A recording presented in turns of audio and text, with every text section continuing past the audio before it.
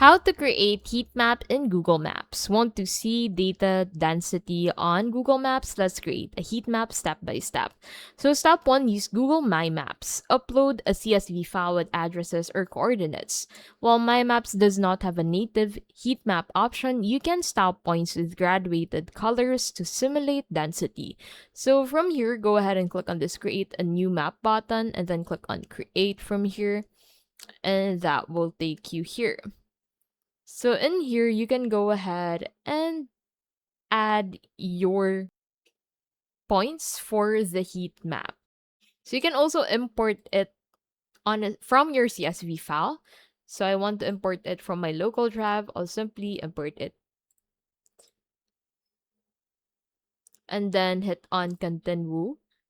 And then make sure to set each for their appropriate corresponding name.